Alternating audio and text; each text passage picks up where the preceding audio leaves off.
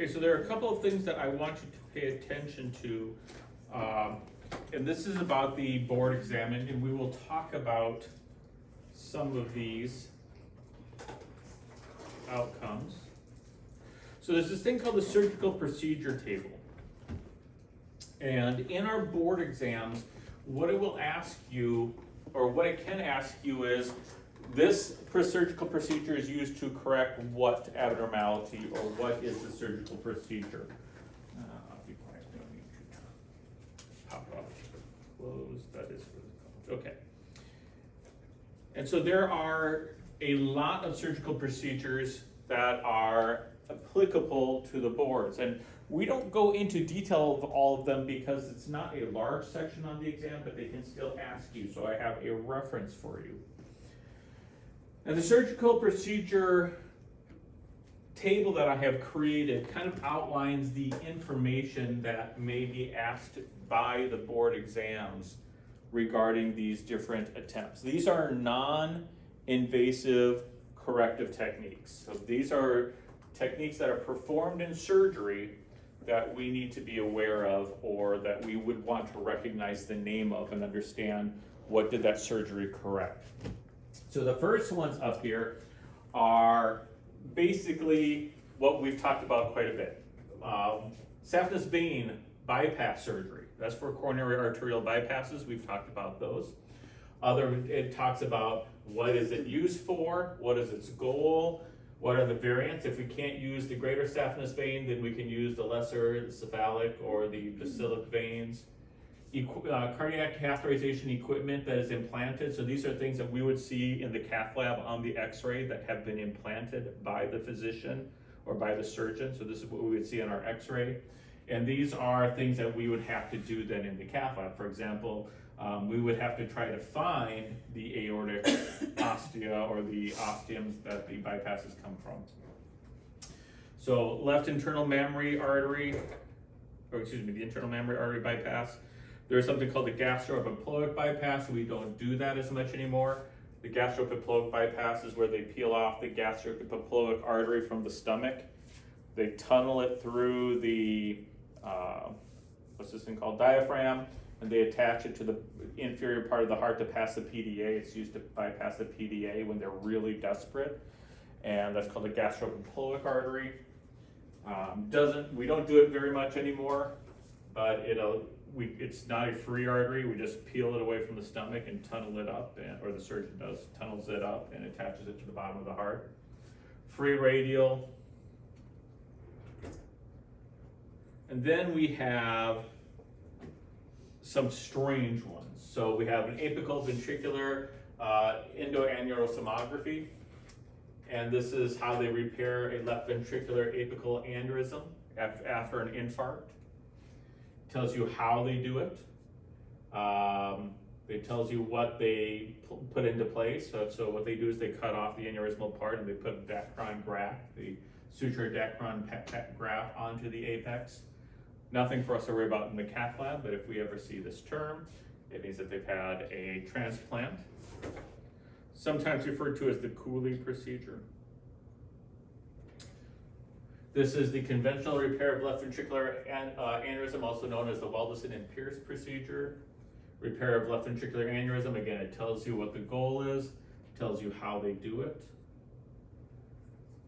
Septal defect, this is surgical closure of the septal defect, not the septal defect closures that we talked about, the Amplatzer or the cardioform device. It tells you how it works. We talked about the mitral commissurotomy, the annuloplasty, surgical repair of the vessel, or not the vessel, the valve. Talks about valvuloplasty for mitral regurgitation, surgical reform, not what we do with balloons. There's a lot. The surgical valvuloplasty for regurgitation is a long entry. Mitral valve replacement, aortic surgical valvuloplasty,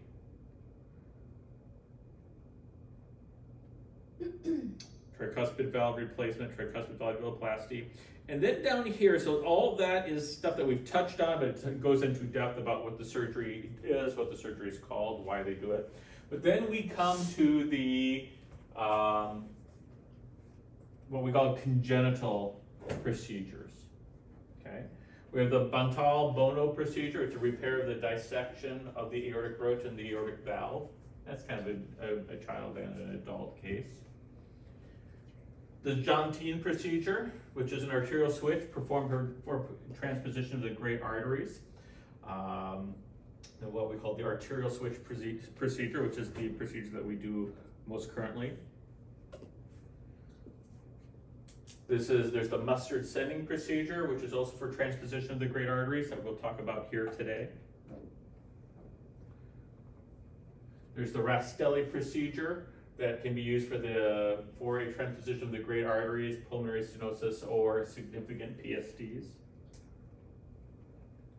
The Fontan procedure, which is utilized for repair of the surgeries of people who have only one pumping chamber. We'll talk about hypoplastic hearts. The Norwood procedure, this is for HLHS, directed towards using the good ventricle. So this is a hypoplastic left heart syndrome, where the left ventricle just does not form properly. The Ross procedure, which is a transplant of valves when we don't have good compatible valves for this patient. We can do a Ross procedure. The Dasmus procedure is a procedure when there's a single ventricle and a narrowing of the aorta. We'll talk about single ventricular hearts. The Kona procedure, the Ballock-Tassone shunt, which is a way to get blood to the lungs when we have a poor and insufficient pulmonary artery. The Glenn procedure is another way we can get blood flow to the lungs if we have a poor development of the pulmonary artery. And Mays procedure, which is more for electrical abnormalities of the heart.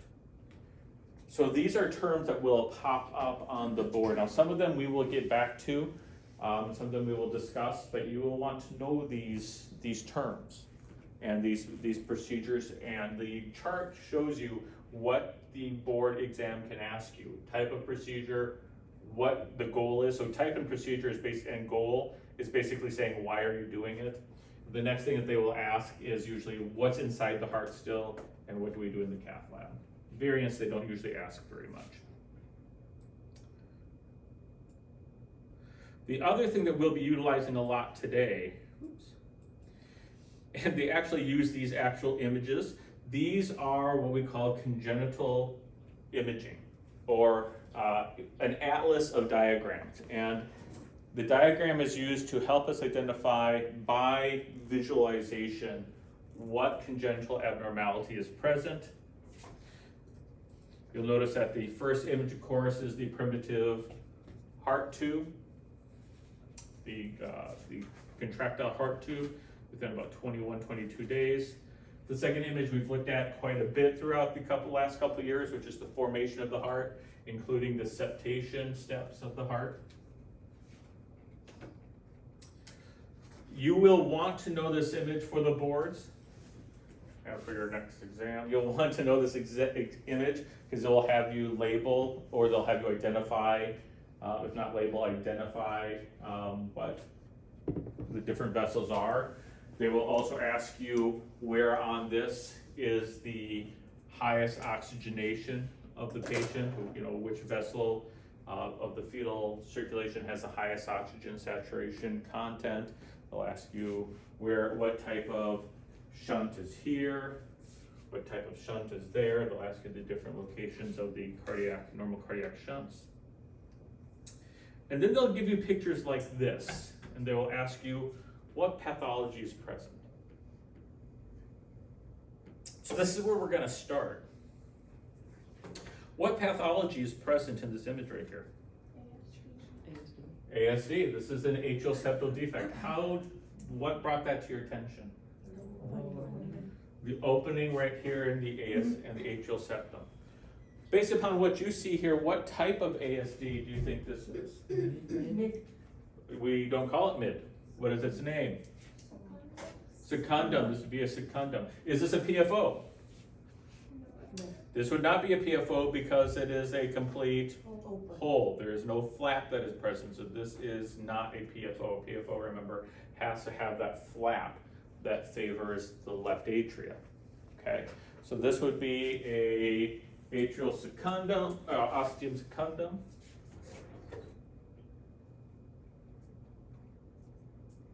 Okay. What's this one? VSD. This is a ventricular septal defect. What do you think about this ventricular septal defect? What type is it? I would say this is closer to the membranous. It is not an inlet. Remember, an inlet, or excuse me, it's not an outlet. An outlet would be up here, right underneath the pulmonary artery and the aorta. This would, if it was, the opening was right here, and this went all the way up, and then this was gone, that would be an outlet VSD. I'd say this is high enough to be a membranous. And also, he has a PFO. Do you see how this is not sealed? It's not one continuous, but it is not open. Okay, so it is not considered an abnormality. What would this one be? This is a muscular VSD. And also remember, with muscular VSDs, we often also have the Swiss cheese effect. And with the Swiss cheese effect, what does that mean? There's multiple holes, there's multiple openings. Okay. Now, could I close this one effectively with the ventricular septal Amplatzer device? No. Why not? There's multiple holes. The Amplatzer device is good for how many openings? One. Okay. I'm going to go back here a little bit. Could I close this one with the Amplatzer device or the cardioform device?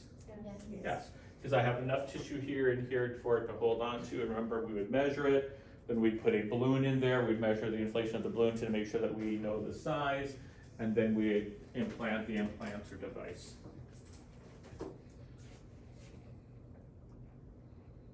Could I close this one with an Amplatzer device? Probably not. This is a membranous. It's a little high. To get the Amplatzer device to fully unfold, or the cardioform to fully unfold without affecting the aortic valve would be very, very difficult. Remember, we don't want to put anything in here that could inhibit that valve performance. So if we inflated either a cardioform, well, it's not a cardioform for the ventricle, but an Amplatzer device here, it could interfere with that valvular function, so that would be a no-no. And they would know this before? Yes, remember they always do a cardiac ultrasound and a CT before we get there. That doesn't mean that we can't be surprised sometimes, but they will be doing, before we even do a septal closure device, they'll have a transthoracic echo, a transesophageal echo, and a CT scan. So we should know all of that before they get to the cath lab. How about this one?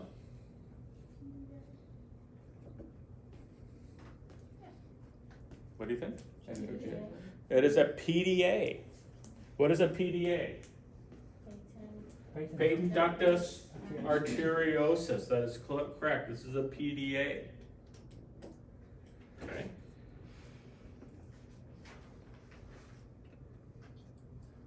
Why do most patients not have a PDA?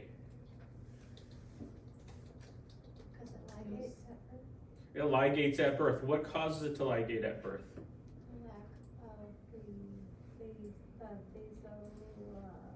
Vasoconstriction, or whatever that stuff is from the mom. Okay, so first of all, the prostaglandins, I think, is what you were looking for. Yeah. Okay, so prostaglandins, yes, that is true. Prostaglandins and something else that it is sensitive to. Oxygen. The increase of oxygen, especially on the aortic side. The increase of oxygen on the aortic side will start the PDA to close. And remember, the PDA, the ductus arteriosus, is normal for congenital development. That is normal in fetal and congenital circulation, or gestational circulation. Okay, that's normal. When you are born, that should ligate off, and it acts as a ligament then, holding the aorta and the pulmonary artery kind of more securely in place. But in fetal and or congenital gestational circulation, this allows blood to bypass the lungs and go into the systemic body so that the oxygenated blood goes to where it needs to go during gestational formation. Now, there are a couple of ways that we can close this. One of the devices is this one right here. It is an Amplatzer device.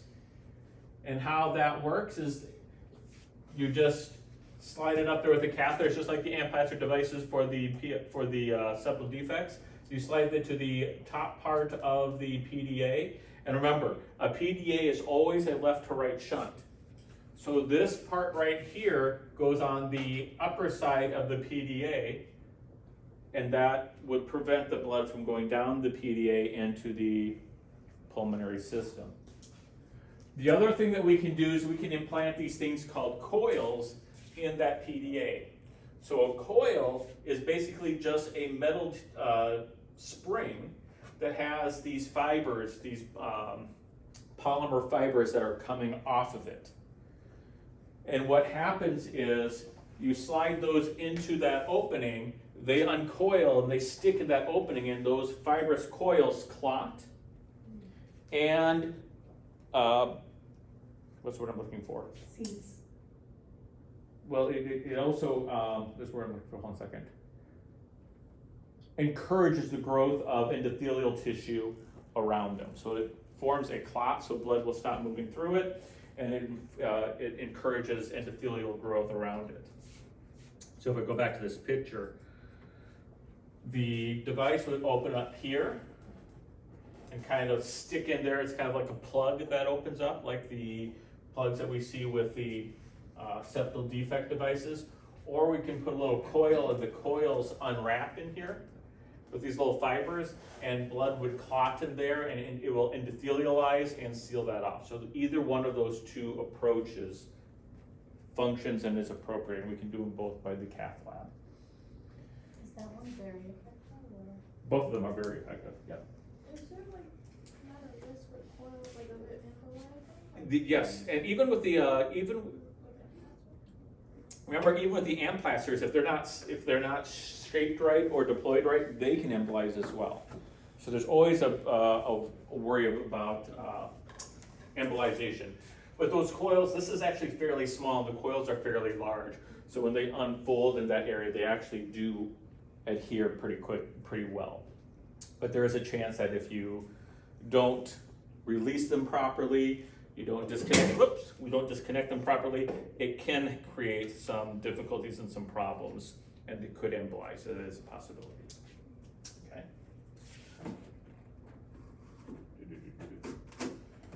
Okay, so that is some of the conditions that we've talked about already. Now the next question that we have is, what is wrong here? Something wrong with the aorta. What is wrong with that aorta?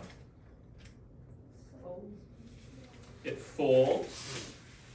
We wouldn't use the word fold, but that's a good way. It pinches off. It folds or it pinches off. Okay? And that is our first new pathology that we want to talk about. This is called a coarctation of the aorta.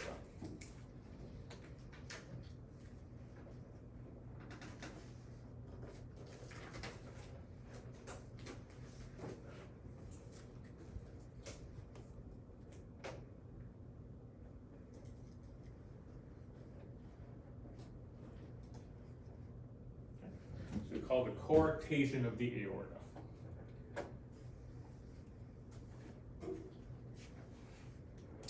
Now, coarctation of the aorta basically is just a narrowing or a pinching off of the arterial lumen.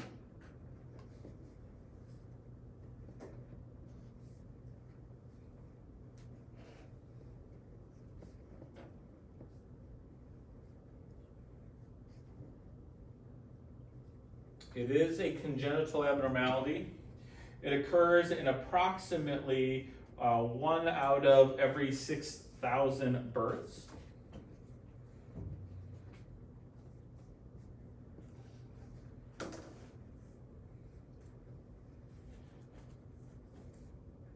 So it is uncommon. We wouldn't call this significantly rare, but it is uncommon.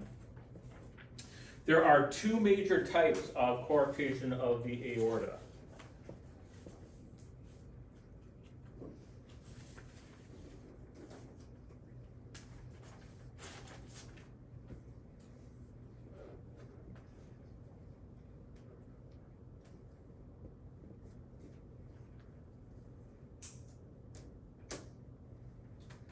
And we call them pre or post-ductal coarctations.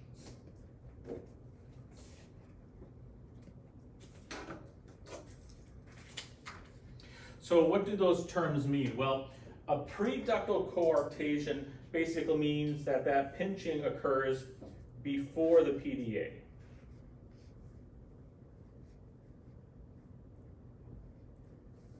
And a post-ductal is after the PDA.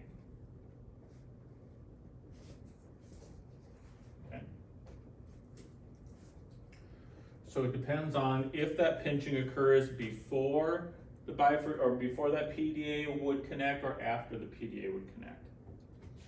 So if I just draw my aorta here, and actually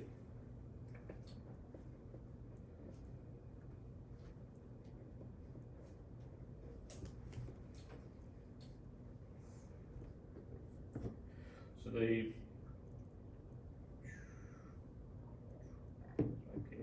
the ductus arteriosus is right there. So if my pinch occurs right here, this would be a preductal. If it occurs a little bit lower, that would be a postductal coarctation. It always occurs somewhere in the descending aorta. So after the aortic arch, kind of in that descending aorta.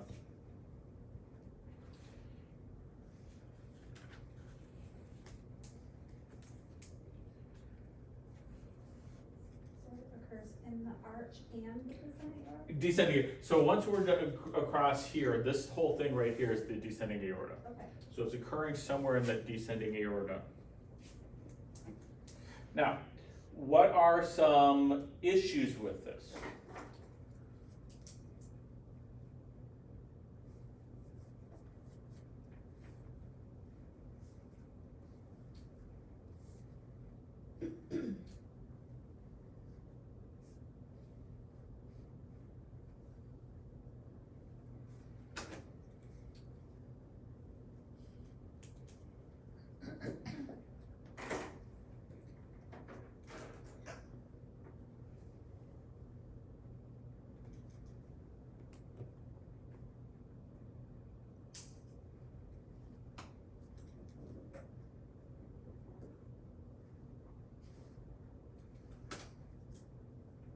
So one of the things that we find is we have poor development of the lower limbs and the abdominal organs.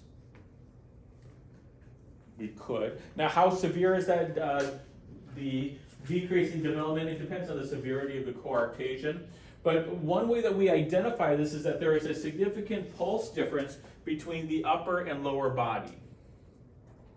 Okay, so the upper body has a significant difference in the strength of the pulses than the lower body does, and you also see lower development. And by lower development, we mean that the lower leg muscle tissue doesn't strengthen as fast as the upper arm muscle tissue does. They might have some gastric delay in development, those type of issues. Treatment of this, there are a couple of different treatments.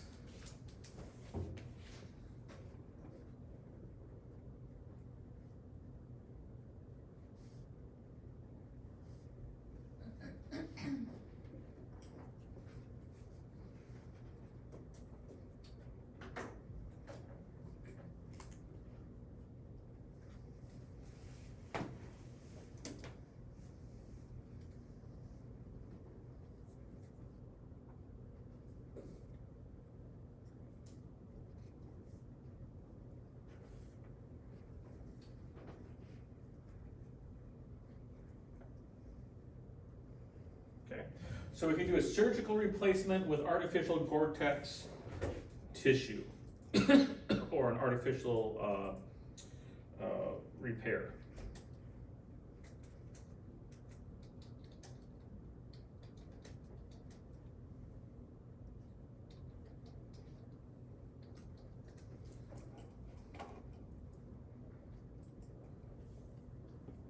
So what does that look like here?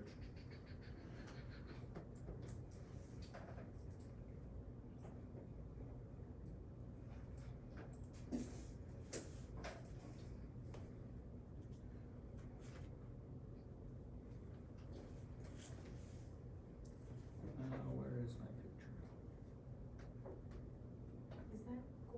Is that Gore-Tex? Gore-Tex, yep. Goretex, Gore-Tex. Is that a plastic? It's kind of a plastic material. The It has more of a like a textile feel to it. Here we go. Here's some. Oops, that is tiny. Let's blow that up. So here are a couple of different surgical methods that they use. The one that is becoming more and more common is this one. This is what we call the interposition graft. This is the Gore-Tex graft that we just talked about, where they come in and they cut away the core tissue and then they repair it with the Gore-Tex graft. And that's done if it's a really significant and kind of a really narrow, what we call a narrow neck between the two. Another way we can do it is resection end to end, where you just cut off the part of the aorta that's coarcted, and then you just coapt it, and coaptation means you just tie it together and suture it together. Sometimes the coarctation affects more with one side than the other, and so sometimes one edge, like the outer anterior wall of the aorta, is coarcted and not so much the interior. And what you can do then is what we call a patchplasty, which you cut out that section that is coarcted and you put a Dacron graft over that section, and it's a graft that will hold that up. And then we can also do a subclavian flap. The subclavian flap, what we do is we actually dissect the left subclavian artery and we place it down and we seal that off with that part of the subclavian artery, and then we do a bypass through the subclavian artery from the left common carotid. This is the least common in most surgical. So you cut off the left common carotid artery, you use that tissue to seal that flap up, you cut away that part of the coarctation, you seal it up with the common carotid, and then we do a bypass from the left common carotid to the subclavian, or from the aorta to the subclavian to get the blood flowing to that arm again. We can also repair this, however, in the invasive lab. Okay. So here's three of the ways we talked about it. Here's the left subclavian coaptation that we just talked about. Here's the coaptation of cutting it out without placing the graft. But in the cath lab, what we can do is we can do what we call an aortoplasty, where we go in and we actually use a balloon to stretch that tissue out, since it is a muscular impediment there. It is the muscular tissue that causes that pinching, and we go in there with a balloon and a stent and we inflate it.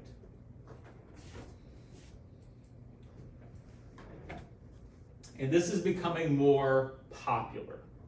This is a more popular option than the surgical option, where we go in there with our catheter, we get the catheter implanted in the proper place, and then we stent across the coarctation. So actually here's the wire that we've placed. Just like before, you have a balloon expanding stent material or a self-expanding stent material, and we then push that coarctation out of the way, and it is becoming very effective.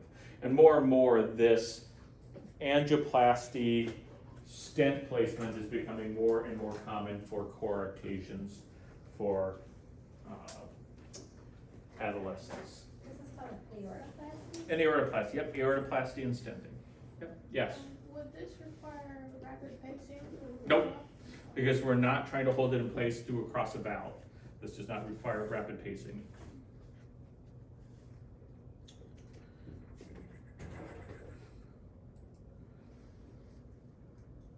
So what type of stents do they use?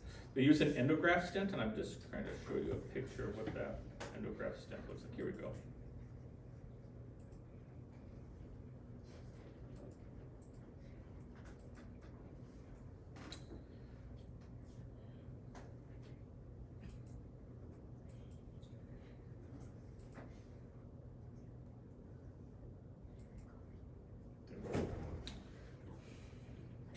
So this is a endograft stent. It's a self-expanding stent at first, and then we go in there with a balloon and balloon it open. So this is an endograft stent. It's not just like a normal stent. It has a kind of like a textured Gore-Tex material. And Gore-Tex is basically an anticoagulating material. If you've ever had a jacket, some of the jackets that you have that are water repellent are Gore-Tex. They're made out of Gore-Tex. It's the same thing that we line these stents with. It repels fluid. It's hydrophobic, so blood and fluid does not attach to it. And then your tissue grows around it. It's also very effective if you have like an aneurysm or something else that happens at the site of the coarctation.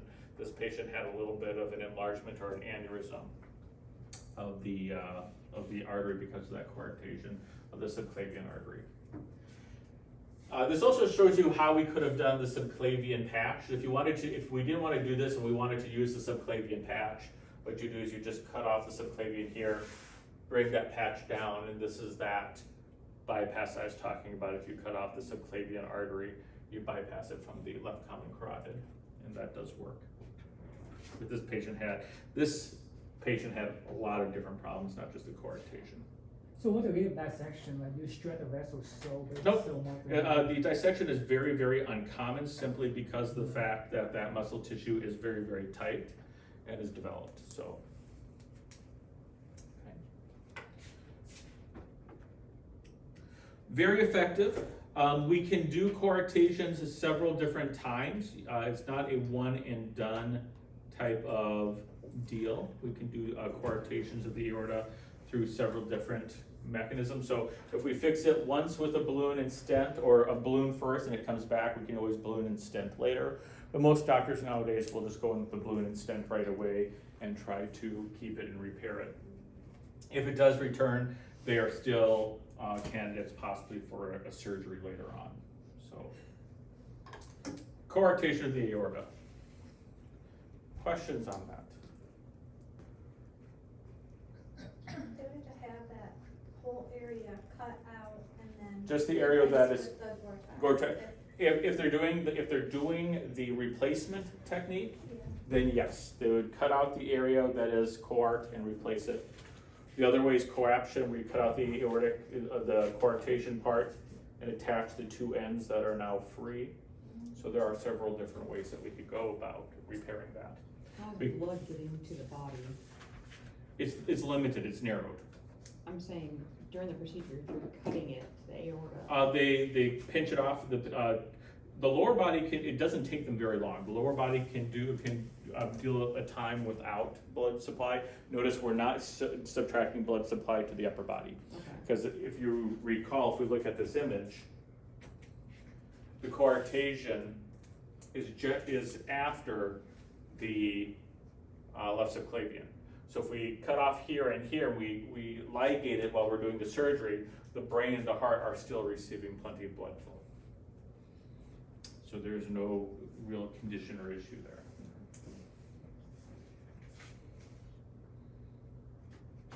Questions? And the stents, you said they have the Gore-Tex material, is that a supply? Yes, Gore-Tex material, yep. They're called endograft stents. And I can show you a picture of an endograft stent here. Can you do ECMO too, right? You wouldn't want to do ECMO for this patient. There's no need to. Um, ECMO is to continuously, occurs when your heart is failing and it's not getting blood supply, it's not perfusing the lungs or anything, you're in total heart failure. So how do they stand when there is so much of pressure in the aorta? Doesn't it move its No. place? It's just like how you stem, because remember, the pressure in the aorta is the same pressure in all of your arteries. Remember, there's no more pressure in your aorta than any other artery in your body. The pressure is equivalent to your body. What causes resistance is your arterioles. So the pressure in your aorta is the same as the pressure in your femoral artery. So as long as your balloon is in place and your wire's in place, you should not have any difficulty. It's when it's going across the valve, that's when we have to keep it in place, because it's more able to move it across, up and down across the valve. That's a very localized area that we have to decrease cardiac output for. So there is not a difficulty. So it can happen by the root of the aorta? Nope, it's always after it's either preductal or postductal. It's always on the descending part of the aorta. It's always on the descending aortic artery. The root is the ascending aorta, so it can't be near there. It doesn't occur there.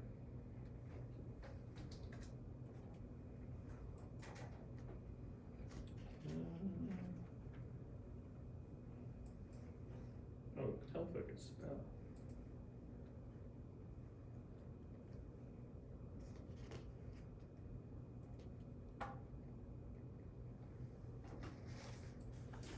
So this is what an endograft stent actually looks like.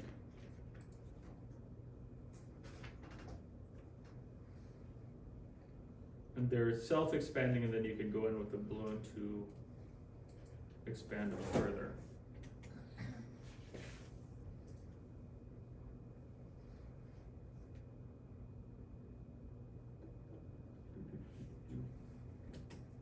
So these are different types of endografts.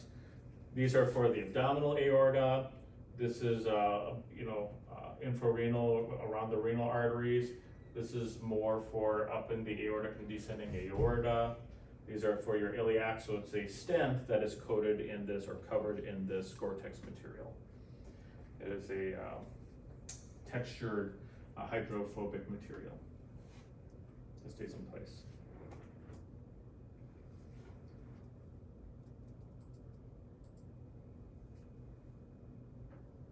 Okay, so again, coarctations always happen down here. Do we understand exactly why coarctations happen? No. Is there a genetic link to it? We believe there is, but we also believe that there might be a link to nutrition and health of the mother that also can cause these to occur. One of the things that we're looking at is folic acid and folic acid availability, but we're not quite sure about that link yet, but there does seem to be a genetic component. And what are the symptoms? The low development of the lower anatomy, poor muscle development, and the significant pulse difference between upper and lower limbs.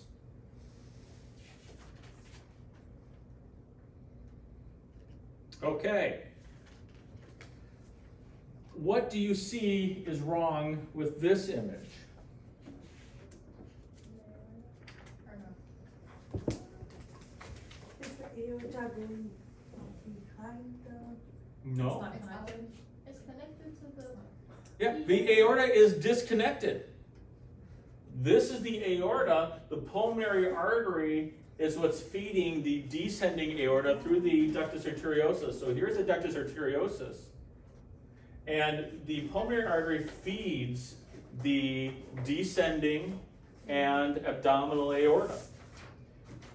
The aorta stops right at the arch. The aortic vessel ends there. This is called an interrupted aortic arch.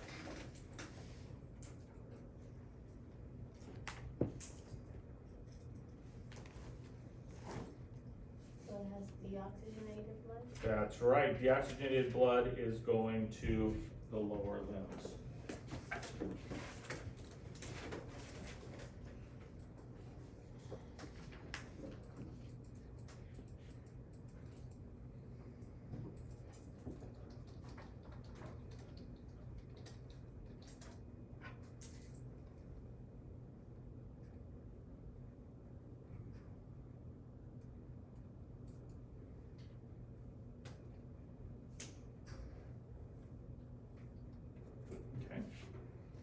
Now, This is found in less than 1%. It's 1 per 40,000 births.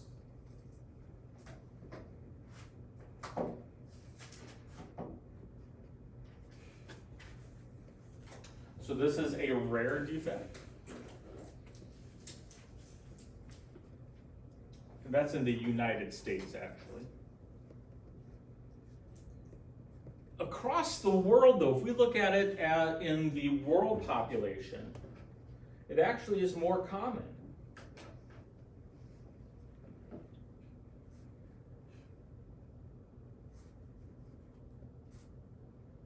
Which brings up a question, why, and we're not quite sure.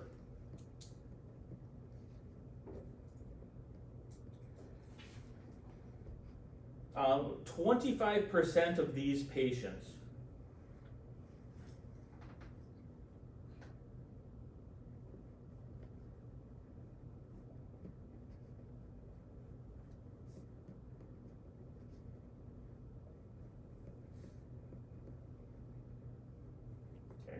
So 25% of these patients have other critical congenital defects. So oftentimes, when you have an interrupted aortic arch, that's not your only problem. Something went really wrong in development, and they're not just going to have a interrupted aortic arch. It will account for about 4.5% of all neonatal deaths worldwide.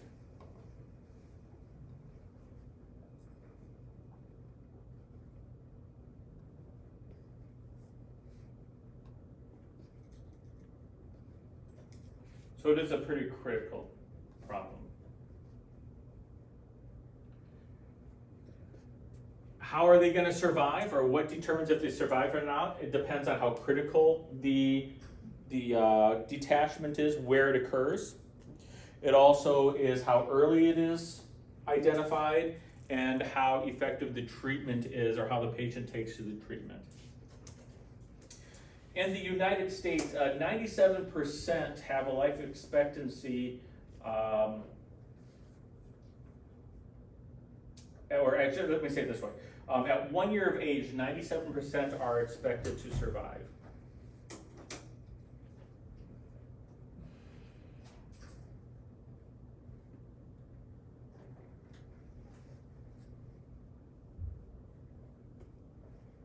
With current technology, current diagnostic procedures, 1% or 97% are expected to live.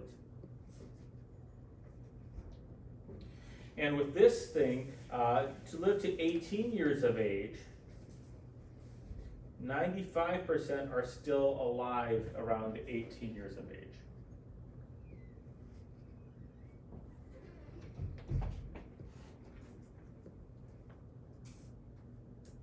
Still in the US, right? This is actually kind of worldwide. This is kind of worldwide. How can they live with Because you can repair it. Remember, this is with repair, with proper technique, with proper ability to repair it.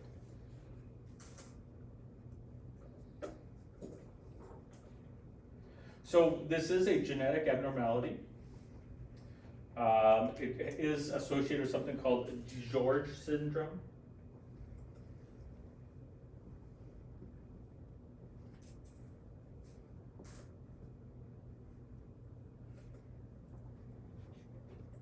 And that's a specific genetic defect that you don't need to know about, but it's, you'll sometimes hear that it is associated with something called DiGeorge syndrome.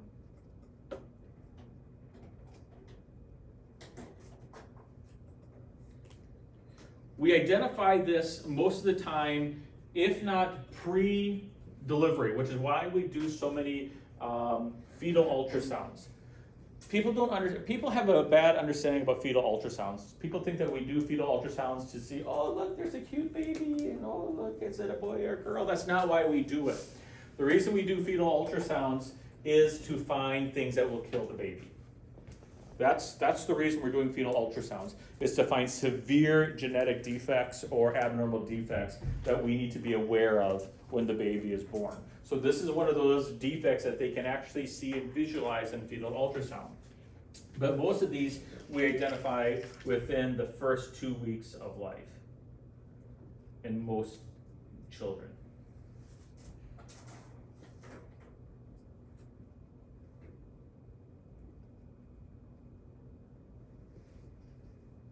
That is if they have proper post-natal care, okay? If they're going through their checkups, if they do their well baby checks those first couple of weeks of life, we should be able to detect this abnormality.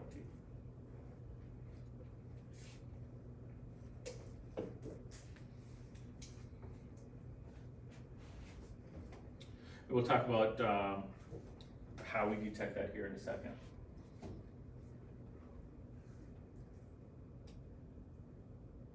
And I'll show you pictures of classifications here in a second, but there are 3 different classifications of interrupted aortic arch. There is a type A, a type B, and a type C. We're not very creative when we classify these diseases. Type A is considered the most common, second most common, not the most common. This is the second most common. And this is where the disruption is after the left subclavian artery.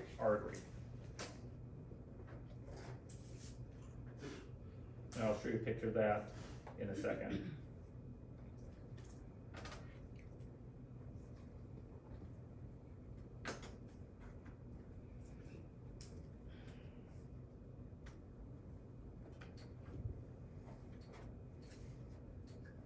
This is the second most common type. Okay, so it interrupts, the aortic arch interrupts after the left subclavian artery. The type B is the interruption occurs after the left common carotid.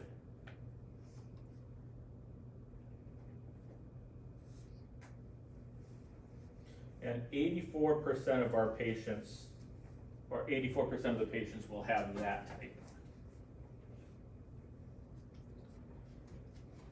In type C, the interruption occurs between the brachiocephalic and the left common carotid.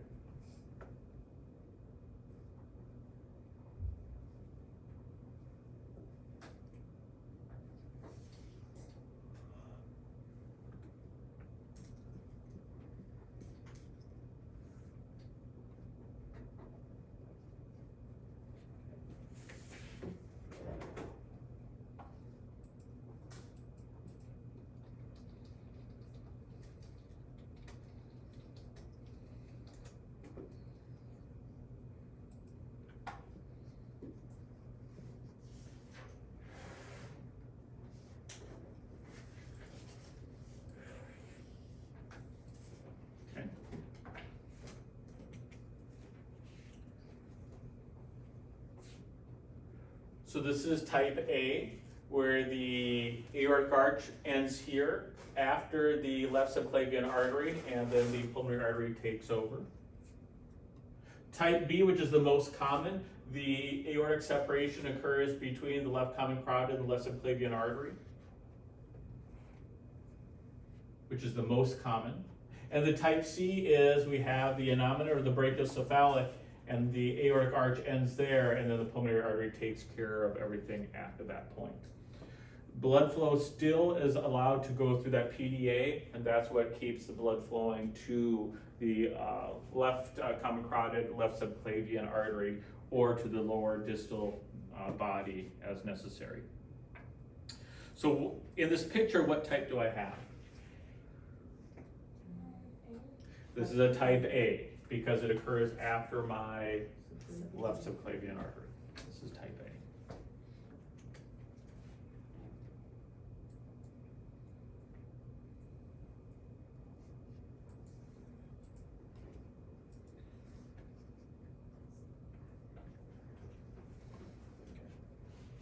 So, what happens? Well, there's some scary things.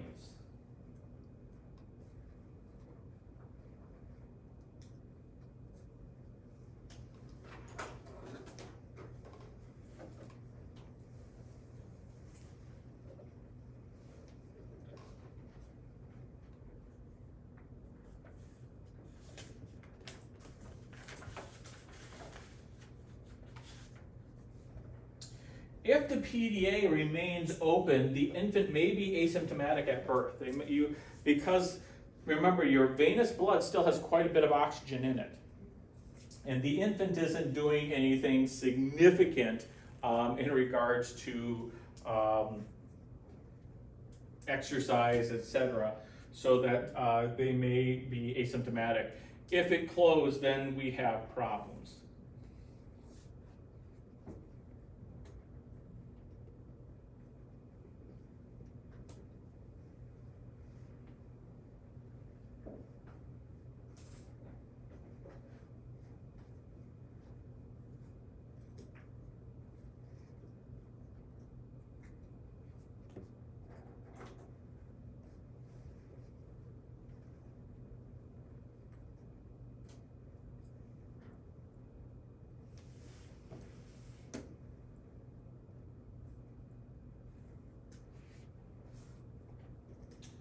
The patient may appear with tachypnea, respiratory distress, and cyanosis of distal extremities.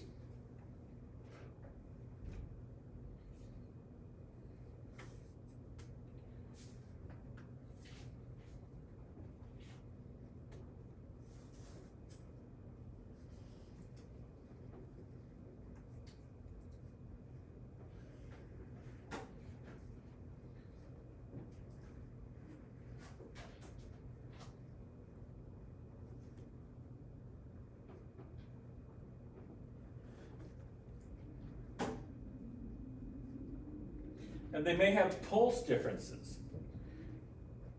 The pulse of the upper limbs may be higher than their lower limbs. So if I take your right pulse and I compare it to your radial pulse and compare it to your right leg pulse, the pulse in your right leg will be significantly diminished.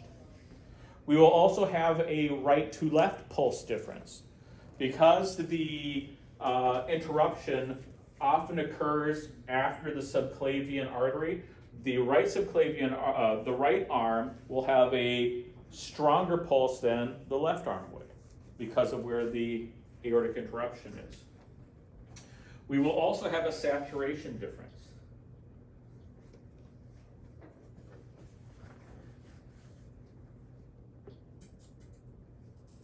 This is something we don't see with coarctation. With the coarctation, we don't see a sat difference because it's still arterial blood that's going down to the lower limbs. It's just narrowed. This, it's now deoxygenated blood that's going to the lower limbs or to the affected limbs that are cut off. And so we'll have a saturation difference. I can put an oxygen saturation probe on your right finger and an oxygen saturation flow on your left finger, and they will have different saturation levels. Why would this patient be going into tachypnea and respiratory distress, by the way? Less oxygenated blood. No, it hasn't to do with that. It actually has to do with the lungs directly. The lungs is working more? No, actually it's just the opposite. If we take a look at this picture here real quick. From the pulmonary artery, where should all the blood go? Right atrium, left atrium. Where should they all go first? From the pulmonary artery, where should all the blood flow? To the lungs. Where now is majority of that blood going? To the body. To the body. It's feeding the body now. So there's less blood going to the lungs. Are we able to oxygenate as well? No, we're going to be tachypnea. We're going to be in respiratory distress. The patient is not getting enough pulmonary flow. This is a significant problem for that patient.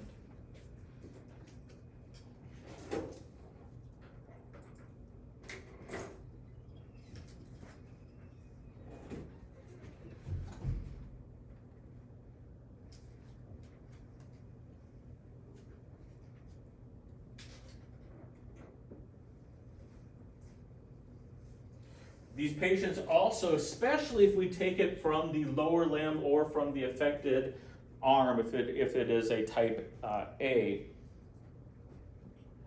a type B, if it's a type B, especially in the left arm, they will show signs of metabolic acidosis. The CO2 levels will be so high in the lower body and lower anatomy that the patient will become acidotic. So we would see respiratory acidosis on blood gas results.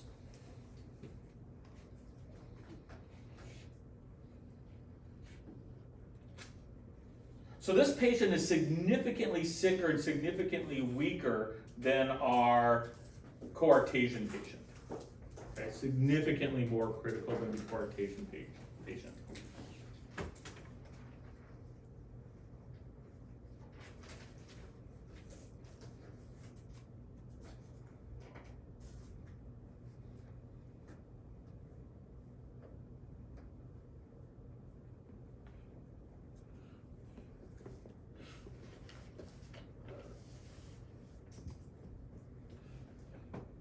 The key here is we want to keep that PDA open. That PDA has to stay open at all costs. Because if that PDA closes, no blood now will get to the lower anatomy and the abdomen and lower limbs. That PDA has to stay open. The patient can go into systemic shock because no blood flow is making it into those organs without that. So the PDA has to remain open. So if it's closed, or just. If it's closed, then the child's survival is probably non-existent. They will not survive. There's just not enough time to alter the shock state.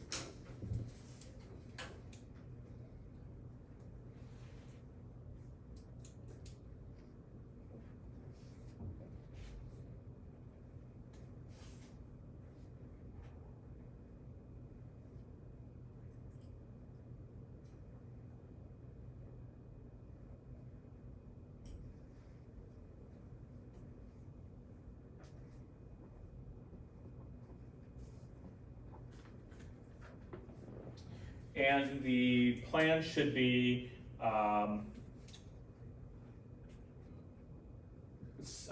surgery to reconnect the graft. And it's usually a series of surgeries that they undergo. So will they keep the PDA open for like the rest of their lives, or is it until? Not up until they have the surgery.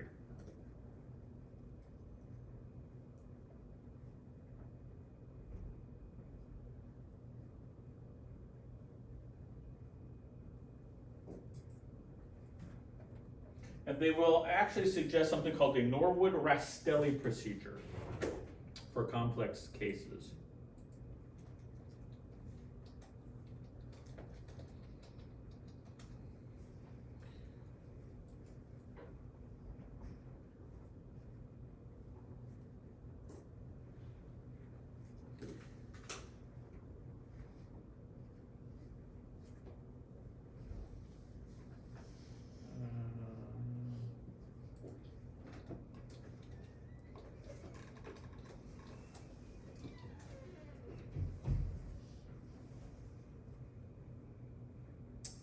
Figure out where's my best image.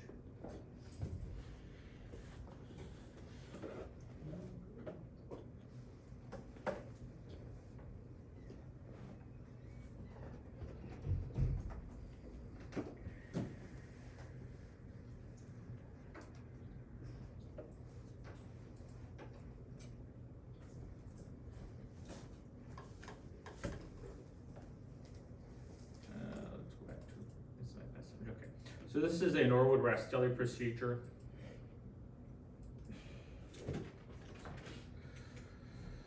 So what they do is they actually, the pulmonary artery, during the correction of the aortic arch, the pulmonary artery may be negatively affected and narrowed through the correction. So, and remember, these patients also have a lot of other congenital abnormalities. And one of the congenital abnormalities is what we call a malformed pulmonary artery. So as they're doing the reconnection of the aorta, the disconnected aorta, they also might have to reconstruct that pulmonary artery so it functions normally. And so what they do is they detach the pulmonary main from what is coming out of the right atria and create an attachment and plug it into the wall of the right ventricle here with an artificial valve attached to it to bypass that abnormal pulmonary artery that exists inside that artery or inside that heart. And that's the Norwood-Rastelli procedure. It's just a way to restructure that pulmonary artery while we're doing the aortic arch reconnection. We restructure that pulmonary artery so it also is functioning as it should. Can we do something about this in the cath lab? No, we cannot. Why do we need to know about this? Well, if a person has had an interrupted aortic arch, we need to be aware of that because part of that aortic arch now is made out of that artificial stent graft. We have to be a little bit more careful with our equipment as we're going up through that aortic arch.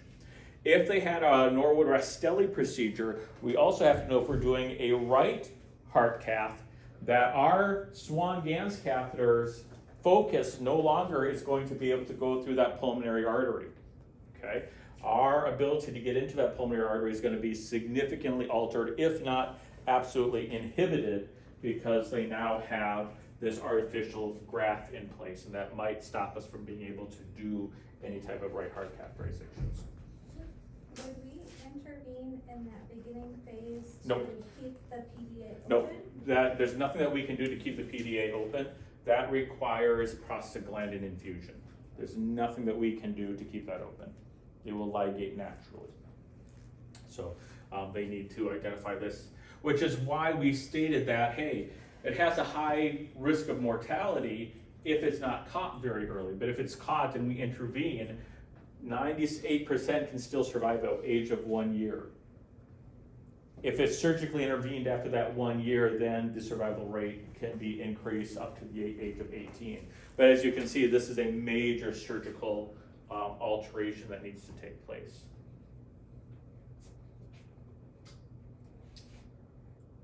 So that's interrupted aortic arch. Not something that we see too commonly in the US, although in other countries. Again, there's a genetic connection to that with the DeJour syndrome. But again, there is a theory that proper nutrition of the woman is necessary for that formation.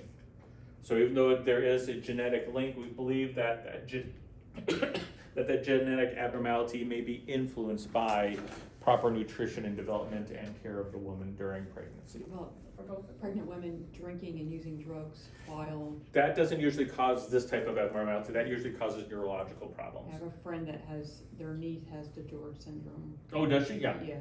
Yeah. She has to have heart caths like yearly. Did she have interrupted aortic arch or I don't know, aortic I didn't know atresia? about this, until today, but I am interested to find out. She could have an interrupted aortic arch. She could have pulmonary atresia, which is that, remember, when the pulmonary artery develops oddly or incorrectly. She But yes. definitely has neurological, Yep, and neurological is what we usually see.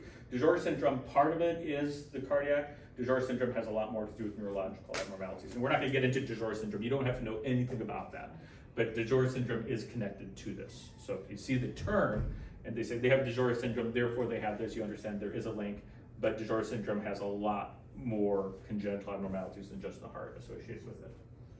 Okay, let's take a break. When we come back, we'll talk about our next pathology. And I'm gonna clean up here because I made a mess. So we will talk about our next congenital abnormality.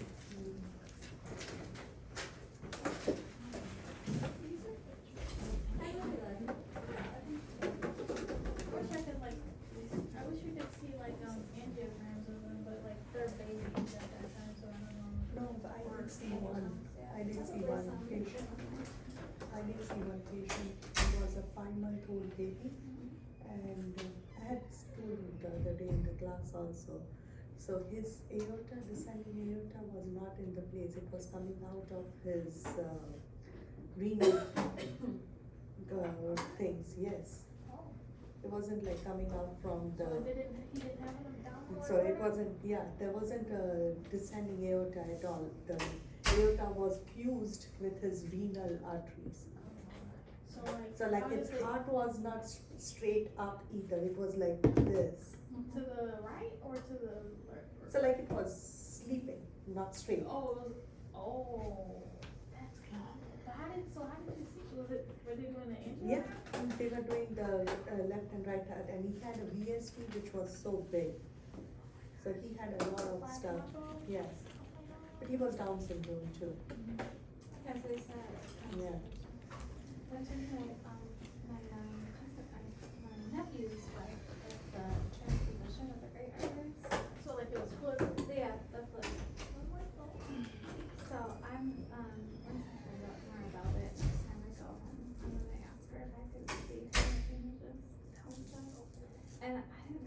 there are so many, surgeries. Yeah, As we just went through them this morning, I'm like, ooh. it's a lot of names. Yeah, I'm like, I gotta remember all that sticks.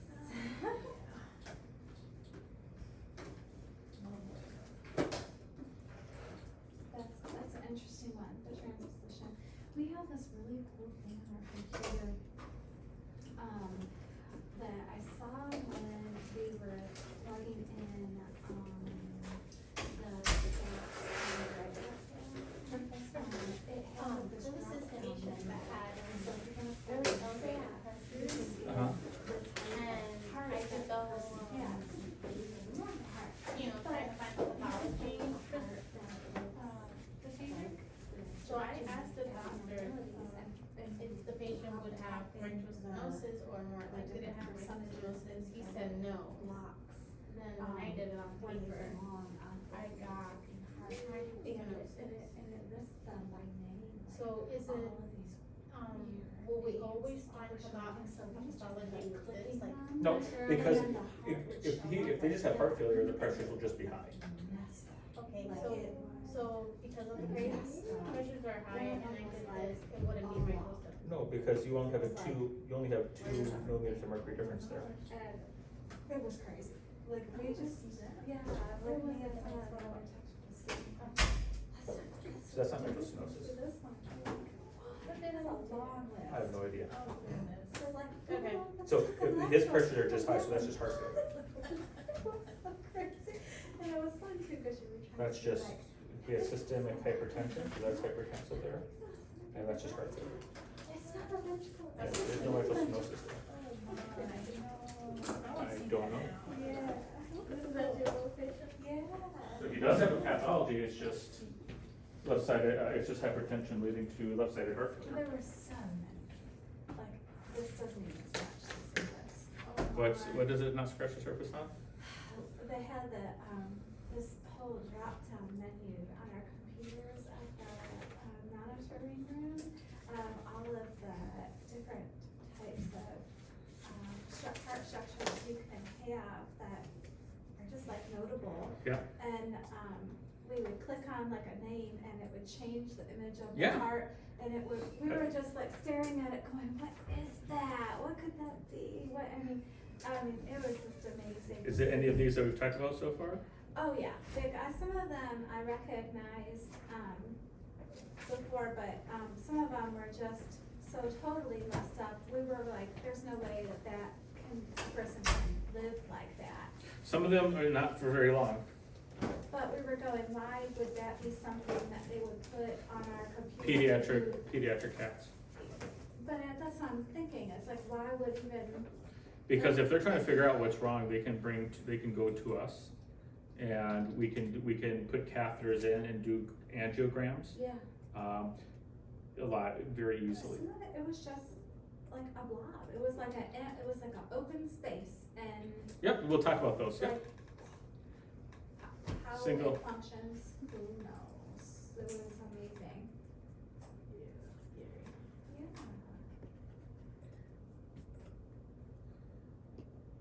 Very interesting. I'm gonna be so excited to click on the next one. You pick one. You pick.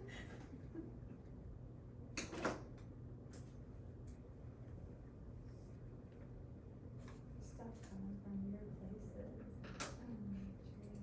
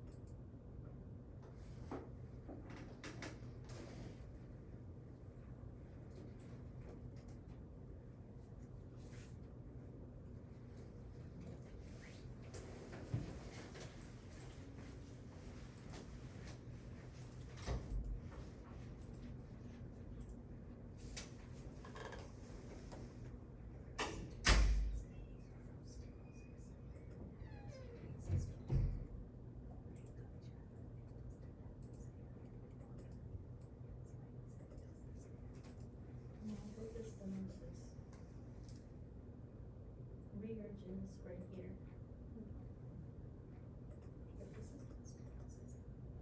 No, I thought it was, I don't know, I know I kept changing the numbers. Cause it has like, he was saying that which number am I gonna use because they're not all the same, so he was saying like this would be an accurate way to figure out pathology. It's usually the simultaneously recording. Yeah, so you can see the gradient. Oh, okay. That's a visual gradient. So that will be more accurate than us finding it this way. They should tell you the same thing. They should, right? Yep. Because this gradient, your mean pressure should still be higher than your EDP, so that is showing you exactly what you wrote down here. Right, so I was trying to explain to him, I said, well, the pressures, they're almost all the same, and it's not like a big difference of numbers, either like 28 or 29, Yeah. it's, So yeah, so that's not gonna be, so if you notice here, there's not a big difference there, and that means there's not a big difference there either. There's not enough of a gradient. So he does not have mitral stenosis. So remember, we can look at it hemodynamically or list-wise, and they'll tell us the exact same information.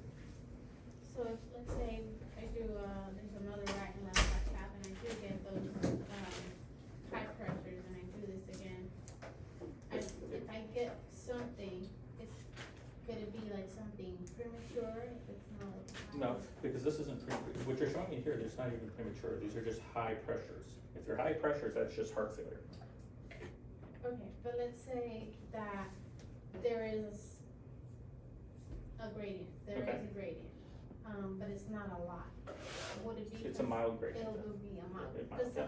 can it be missed by echo sometimes? Like Sometimes if it's really mild, yeah. Okay, and it would be, found in cath lab? It could be, or verified in cath lab, Yeah. yes. Okay. Cause one doctor said, yes, you can do it that way, and then the other one's like, no, it's not accurate. They're both, they show you the exact same thing.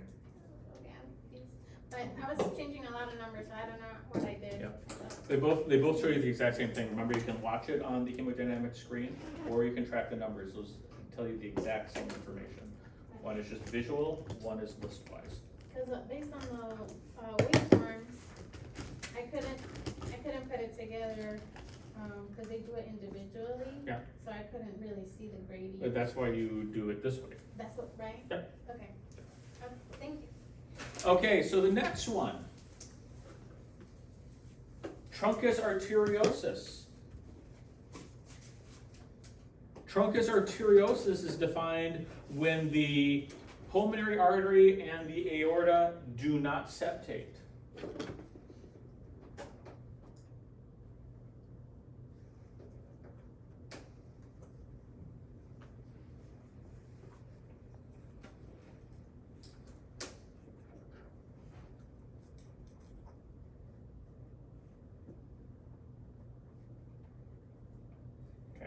Lack of septation of the AO and PA. This is considered a fairly rare condition. It is a genetic mutation, a genetic abnormality. It isn't necessarily inherited. It can be just a mutation of the gene itself. Again, we believe that there may be a connection. It is seen in 7 out of 100,000 cases.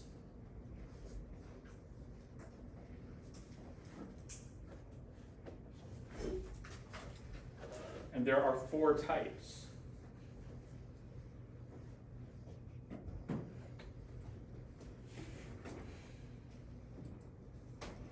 And the 4 types are type 1, 2, 3, and 4. And the type that you have depends on how the lack of septation occurs. Now, first thing we have to explain is what do we mean by lack of septation?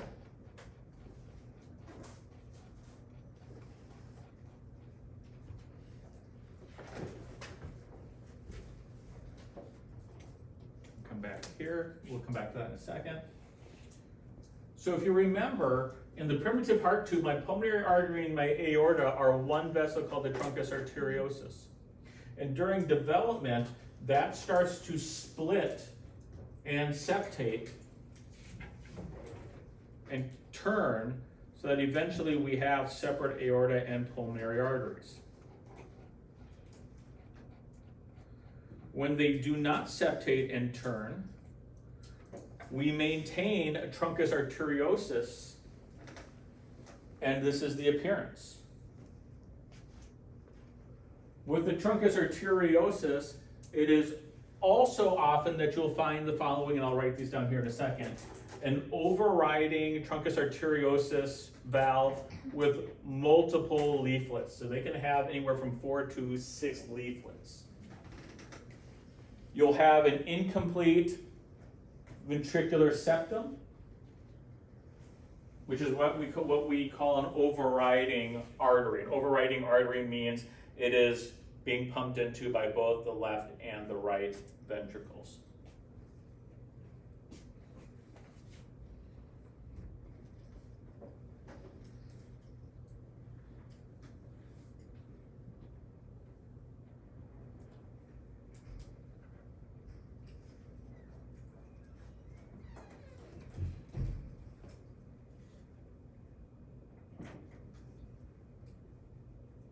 So would it affect the permanent ventricle then, too?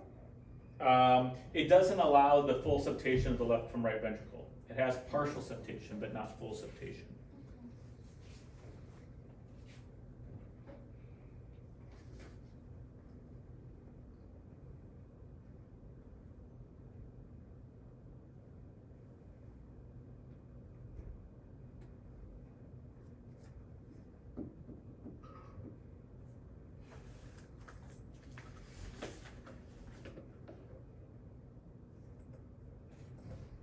Okay, so what can we see with this?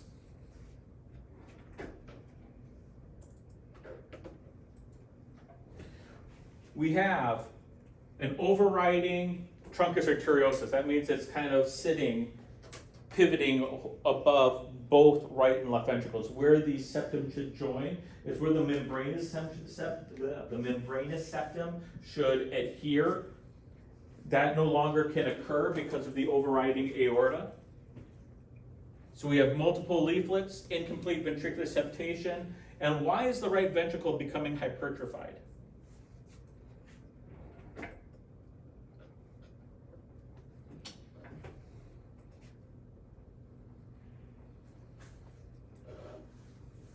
Well, the septum is interrupted, isn't it, right now with that one? So why is the RV hypertrophying? Why is the right ventricle becoming thick? The overload of blood. It's not so much the overload of blood. When it contracts, what is it contracting against? Aortas. Aorta and the pulmonary artery. Both ventricles are pushing against the resistance of the lungs and the whole body because it's all one artery.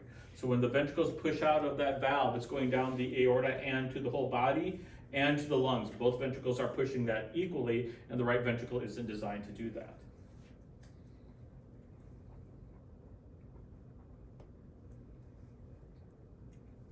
So when you have this congenital problem, does the lungs are well developed or they are like? They usually have other pulmonary abnormalities as well.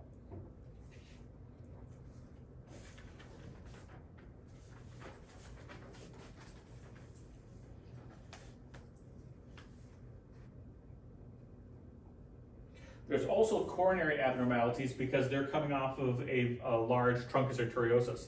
The coronary arteries aren't coming off the aortic valve, it's coming off that large truncus arteriosus because it did not septate. So we have coronary abnormalities that also start to develop from this, or that will develop from this.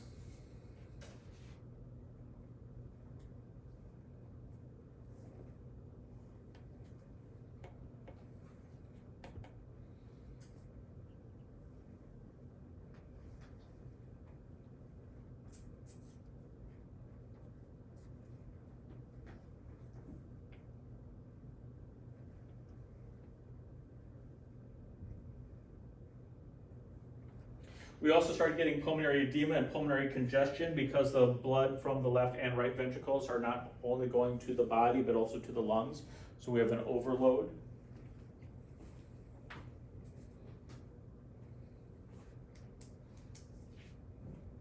It is not uncommon to see early onset of Eisenmenger syndrome. As the lungs are freaking out, there's way too much flow to the lungs, so the pulmonary arteries will start to constrict even more, leading to increased PVR.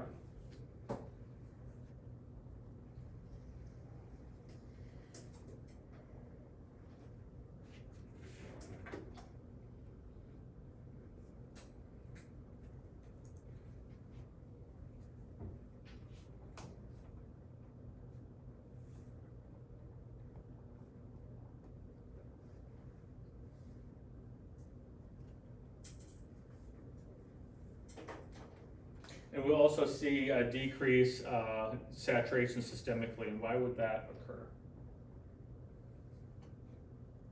Because the mixing of deoxygenated and oxygenated blood pumping out to the body. It's mixing.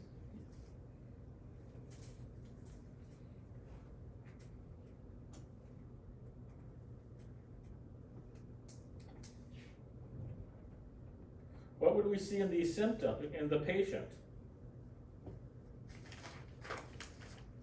They don't eat well. They have rapid respiratory rates because of the edema and the increased pulmonary pressures.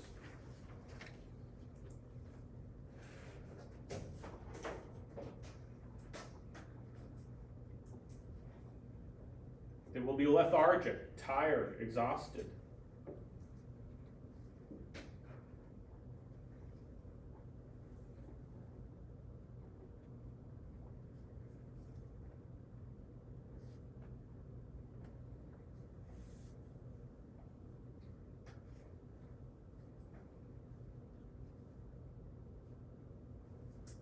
Their breathing is very difficult because of the high pressures.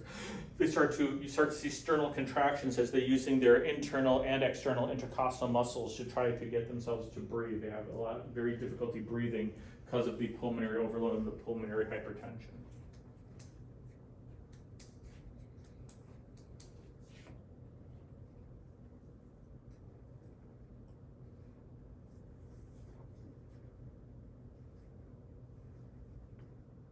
And on top of that, 50% of the patients have valve regurgitation.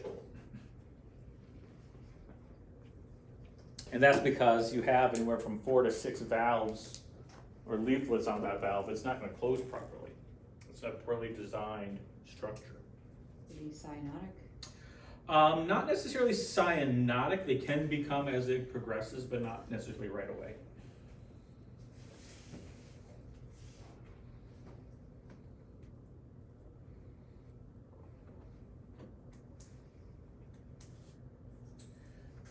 So repair of this is ugly. Before I show you the repair, these are the different ways that truncus arteriosus can occur. Now, something I want you to notice is here, this is the pulmonary artery here with the left and right pulmonary trunks. So we see that the pulmonary artery is coming off of the trunk. This is type 1. Type 2, you don't even have the separation of the main pulmonary artery. The pulmonary left and right pulmonary arteries come right off of the ascending aorta, right near the aortic root. Type 3, it's much more involved, much more unified in structure. And type 4, the left and right pulmonary branches come off of the aortic arch and the descending aorta, not even from the ascending or root. So there's a lot of different ways that this can look and creates lots of problems. So fixing this is radically difficult.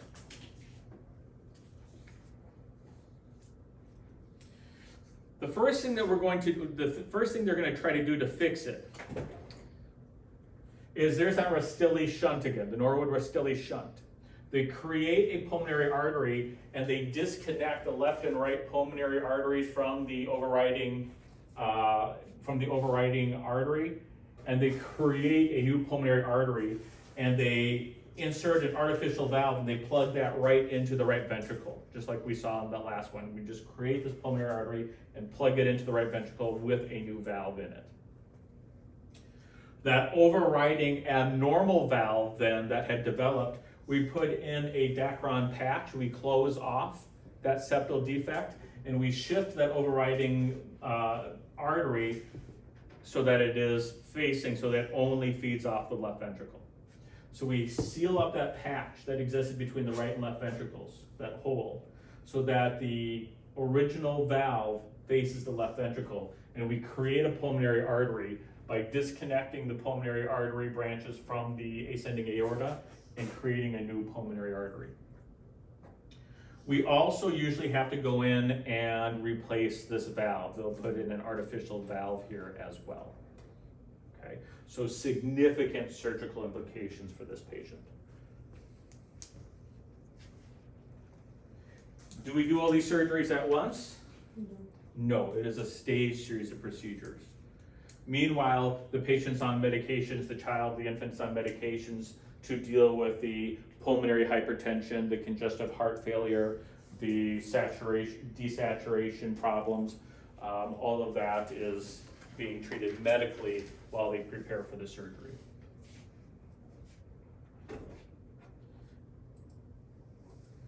That is truncus arteriosus. Okay. So it's a Dacron patch repositioned to get rid of the single ventricle. So we'll put a patch right here so that that valve only now faces the ventricle. We'll replace this valve with a functioning artificial valve. We will disconnect the pulmonary vessels from the aorta and create a pulmonary artery with the valve attached to it coming from the anterior wall. So it actually comes off, the new pulmonary artery comes off right here and is on the outside of that ventricle. Comes up in this direction.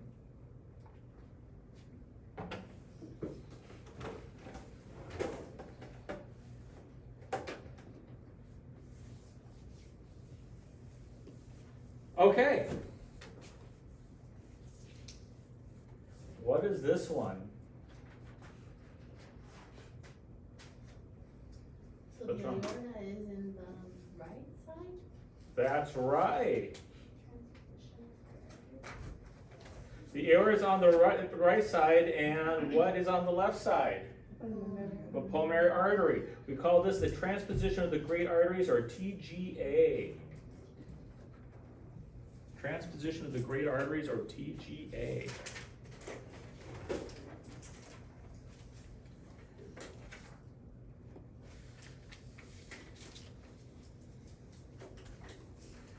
This is a lethal condition.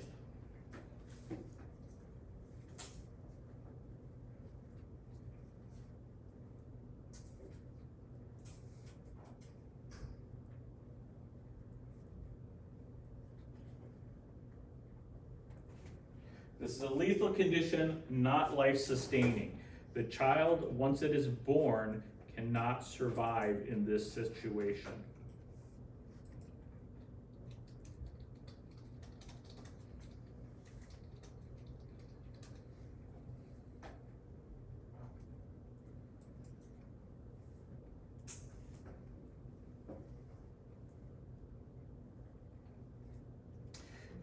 It occurs in about 4.7 out of 10,000 live births.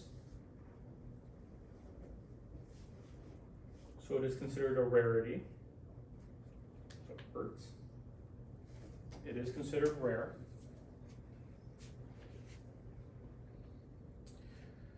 This occurs in about the 5th week of gestation when the arteries are supposed to be separating. They separate and they don't twist. So what's supposed to happen is the transposition of that great artery is supposed to twist, and when it twists, the aorta would be lined up with the left ventricle, or the left ventricle, and the pulmonary artery would be lined up with the right ventricle.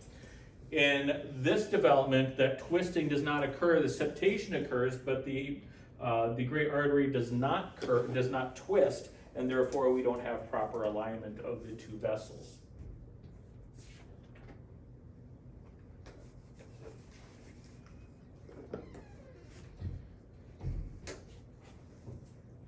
Why is this non-life sustaining? No blood go to your lung, right? Well, blood is going to the lungs. So if we take a look, let's take a look at this. wrong blood is going to, like, So if we take a look at this, blood is still coming back from the body into the right ventricle, Okay. and then that blood goes where? back to the system. Back to the body. And then the blood comes back from the body into the right ventricle, and then that blood goes back out to the body. So Nothing goes to the lungs. Blood comes back from the lungs to the left ventricle, and where does that blood then go? To the pulmonary. To the lungs. So the lungs are getting blood, You But get how on blood does the circulation, right? lungs, but it's all oxygenated. The lungs are getting oxygenated blood all the time. It brings back oxygenated blood and it pushes out oxygenated blood. And the body is getting deoxygenated blood all the time. It brings back deoxygenated blood and it pumps out deoxygenated how blood does the left atria gets the blood then? because it comes back from the lungs. But, And I pump back out to the lungs, but it never goes from the, but it doesn't follow me. In the gestational development, we have blood all over the body, Yes. right? So when they're born, I have blood in the lungs. okay, Blood comes back from the lungs, goes to the left ventricle, and goes back out to where? to the lungs. To the lungs. So the left atria will still get blood to it because it's coming from the lungs. So only that much of blood is circulating. Again, You have equal sides, remember, you have equal Yeah. amount of blood on both sides. What comes out of the right ventricle goes into the left ventricle. So they're pumping out equal amount, it's just that this blood is always coming from the lungs and going back to the lungs, and this is always coming from the body and going back to the body. It's not going through Two the systems. whole pathway. Yeah, it's two completely separate Separate systems. It is not compatible with life. This is not life compatible.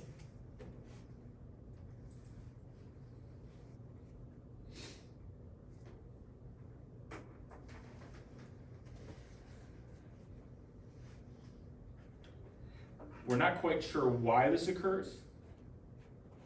We don't know exactly what triggers this or why it doesn't septate. That is still under question. There are other defects that can appear with this, and if they have other defects, it's actually helpful to them. If they have a ventricular septal defect or an atrial septal defect with this, it will actually help the child survive, because what can happen to that septal defect? The blood flows. The blood can mix. If they don't have septal defects when they're born, then this is definitely non-life sustaining. So that wouldn't be a treatment? To create a septal defect? Yes, we'll talk about that here in a second. Okay? So we're going to assume this patient has no septal defects. What happens if all that they have immediately is transposition of the great vessels? They don't have any septal defects to help them develop this. Well, there's a couple of things that we will find upon birth.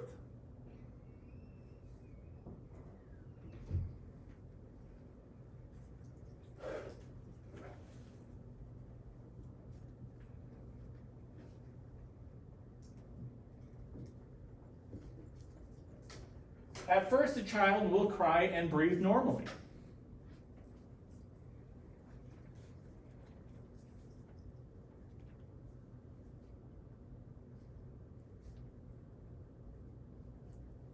And at first, the pulses and the heart rate will be normal.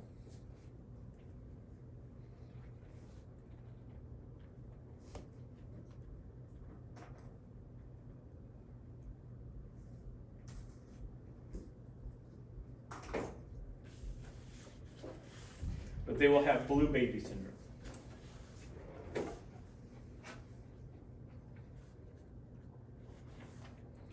They'll be cyanotic. And eventually they will become tachypnic.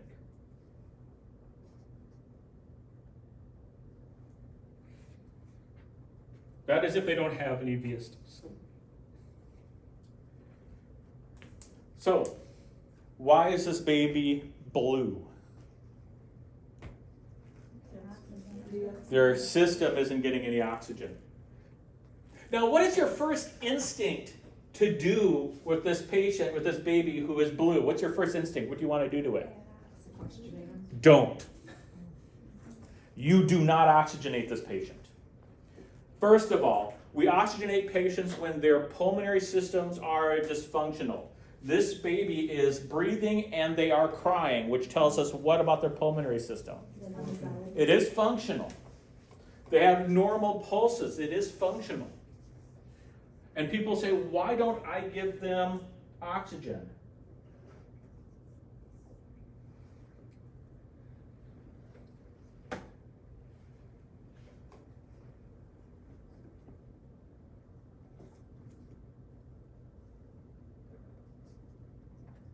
You want to keep that PDA open at all costs. And what is one of the reasons that that PDA starts to close? Oxygen difference. If you give the patient oxygen, what will start to happen to that PDA? It will close off. You will kill the patient. The only way blood right now, as long as that foramen valve closes, which is what should happen when they take their deep breath, when that foramen valve closes, the only thing shunting blood from the right side to the left side, allowing the blood to mix, is that PDA. That PDA must remain open. Okay? They also need to be receiving lots of prostaglandins.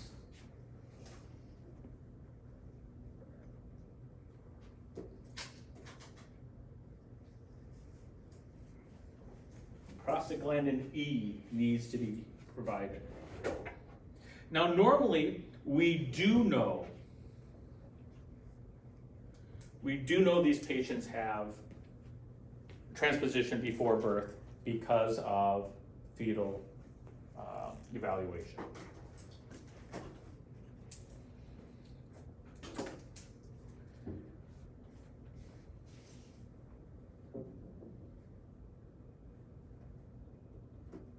Treatment, well, it depends on, are they born with a septal defect or not, okay? That's gonna be really variable on the patient, but we have to do something to get the blood to mix. We need oxygenated blood to get to the left side. We need deoxygenated blood to get to the right side, correct? We have to have this mix. So one treatment we can have is called the Rashkin.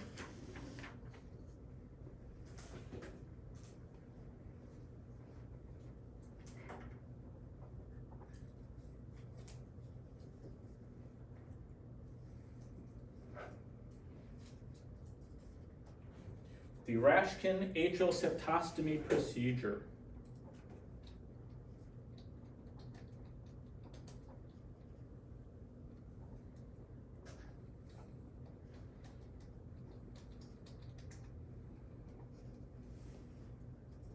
Oops, I always forget the D, Rashkin.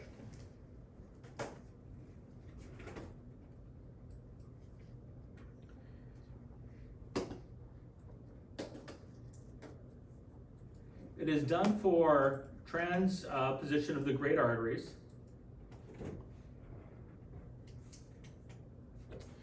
It's done when they're hours old. We actually can access their umbilical vein if we need to. I have done one of these where we access the umbilical vein because it's a brand new baby. It was only a couple hours old.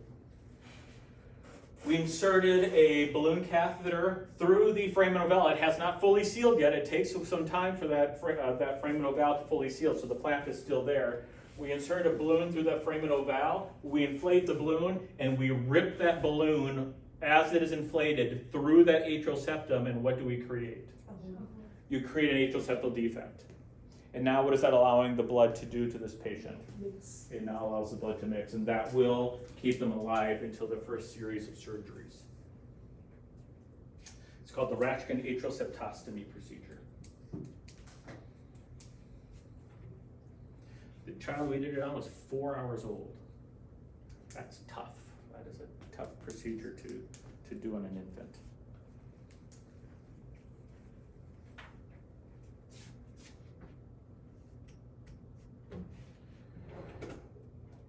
Later on in life, there are a couple of procedures that we can try.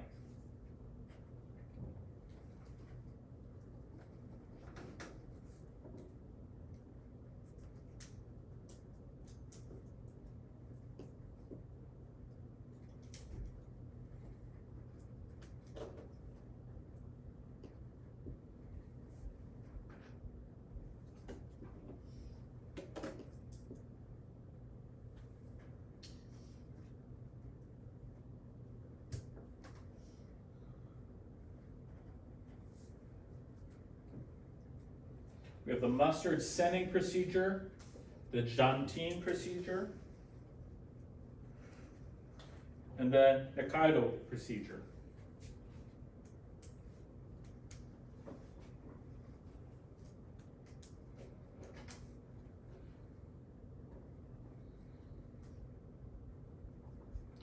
The Jantine procedure is also known as the arterial switch procedure.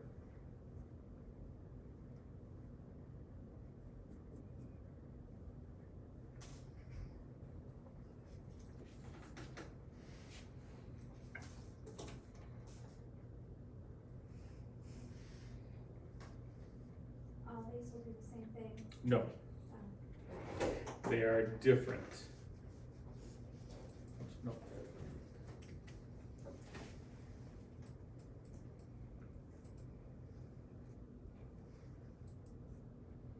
Give me some time to write that down.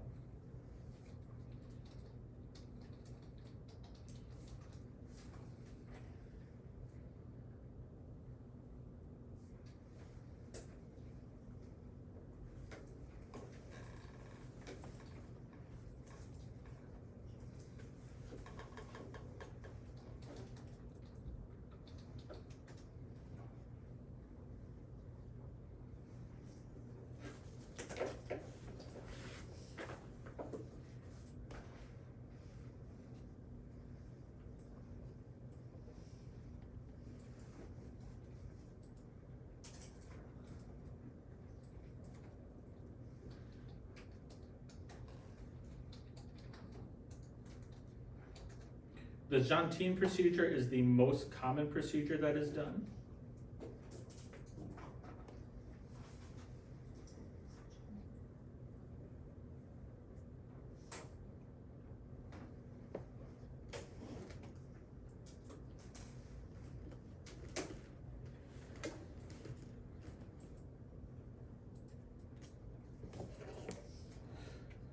So here is the first one is the Mustard-Senning procedure.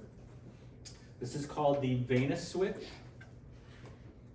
And with the Mustard-Senning procedure, you keep the right side of the heart your arterial side, and you turn your left side of your heart into your venous side. How do you do that? Well, you create this artificial Gore-Tex atria where you shunt the blood from the inferior and superior vena cava through the atrial septal defect we created earlier, and that becomes your new right atrium. So you shunt it over to the left atrium. Meanwhile, you leave the atrial septal defect open here so that the blood's coming back from your left atria, shunts over to this area of the right atria, and it comes into your right ventricle and goes out of your aorta. So the right side of your heart becomes your left side, and the left side of your heart becomes the right side. And you don't mess with the arteries. And you might say, well, why don't I want to mess with your artery? Because the coronary arteries are still coming off the aorta. So if you reposition the aorta, what are you going to do with those coronary arteries? Okay? So in this procedure, what we do is we just leave the arteries in place because they're complicated, and we just create pathways for the blood, the deoxygenated blood to go to the left ventricle and the oxygenated blood to go to the right ventricle, and we flip the venous flow. So would the heart ultimately, let the right heart turn, does it mean that would look like the left heart, like more muscular? Yeah, the right heart is, as you can see, it is hypertrophied and it is more muscular, yes. Now, the other option is the Jantine procedure, which is the most common. It is very complicated. So with the Jantine procedure, we detach the aorta and the pulmonary artery, and we move them, okay? So we move the aorta over here and the pulmonary artery over here. While we do that, we also create bypasses for the coronary arteries so that they reattach to my aorta. So you're actually creating a bypass for the coronary osteums to be reattached. So you cut off your coronary osteums, well, let me say it this way. You cut off your coronary osteums first. You cut off that part of the aorta. They're just hanging there. You cut off the pulmonary artery. The pulmonary artery reattaches here, and you've sealed up where the coronary osteums used to come from. The aorta comes here, and you just create new attachments for your coronary osteums. And now you have a normally functioning heart. That is the Jeantin procedure, but the risk is replacing those coronary osteums. That is a little bit of a risk. But the valves. The valves stay the same. We don't mess with the valves at all. Okay. So if you notice here, the valves remain in place. We don't mess with the valves. Here, the valves remain in place. We just change the arteries that are hooking up to which valve. Now, in a Nokaida procedure, that is different. With a Nokaida procedure, you remove the valves and the artery in two separate techniques so that we have returning blood flow. It's a much more complicated procedure, and it is not done very often. Jeantin procedures, we started with the mustard sending because people are like, I don't know how to deal with the arteries, let's just move the veins. Then we went to this one where Nokadai tried to reconnect. You notice we disconnected the coronary arteries completely here and reattached them to the aorta. We're removing the valves and moving the valves. That had some difficulties and some complications. And so the Jeantin procedure is what we do nowadays. That is the common procedures that we do today. The mustard would be the less risky and the most. It actually requires the most surgeries though. The mustard requires the significant more surgical approach. It's already going through that big, the Yep. the AS. Yeah, if we created the ASD, yes. It is the most complicated procedure, and the other problem is the fact that the right ventricle really was not designed for all that pressure, even though it will hypertrophy. It's still a right ventricle. So keeping the right ventricle pushing against all the systemic body is hard on that right ventricle. And so we have a higher risk of failure. Whereas if we flip them, then we have a better response. But the problem is what do you do with the coronary arteries? That's the difficult part. So we have less heart failure with the Jeantin procedure. Okay, and finally, and then we'll take a break and go to the next course. And finally, we have the last one, which is tetralogy of Fallot. Now, what do you see here with tetralogy of Fallot? Plain valve. Okay, so tetralogy means what? 3. Three. Tetra, isn't that 4? 4. Oh. 4. Tetris, there's 4 different block size. Tetralogy, 4. Now there's one change here that does not need to be here, and that is the ASD. Tetralogy of Fallot does not have to have an ASD.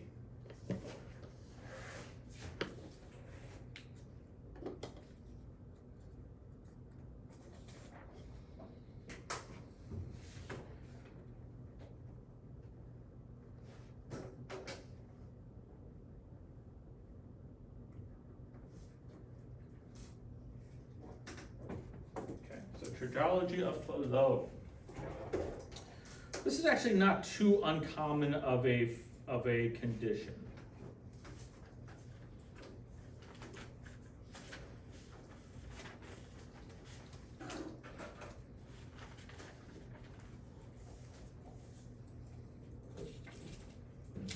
There are 4 components that must be present. You must have a membranous VSD.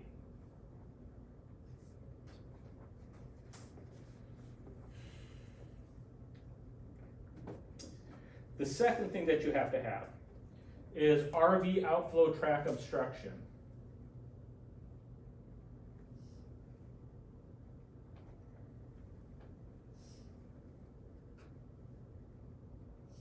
It's narrowed. The outflow tract of the RV is narrowed.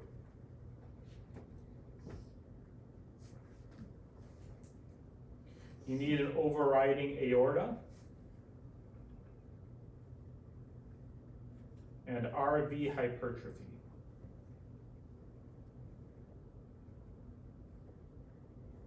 That is the 4 things you need for tetralogy of Fallot.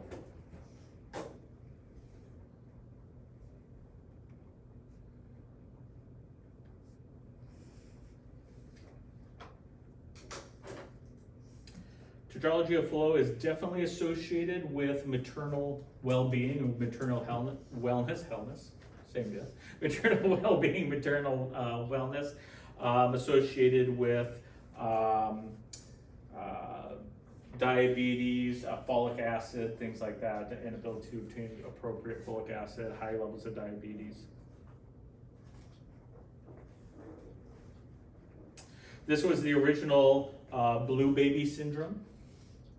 This is not the same blue baby as we would see with transposition of the great arteries, but these babies have a tendency to become blue very, very early on. It's found in about 5 out of 10,000 births.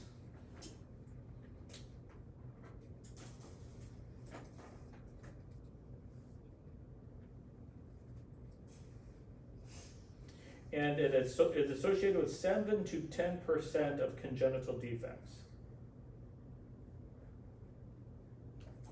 Now what that means is, if you have another congenital defect, you're at much higher risk of having tetralogy of Fallot, especially developmental defects. People with, oh, my brain is driving a complete blank. I'll come back to it. People who are born with Down syndrome have a higher likelihood of tetralogy of Fallot as well. Affects girls and boys equally, males and females equally. So the problems that we have, let's take a look at this picture. Actually, let me get a better picture here. Let me first learn how to type.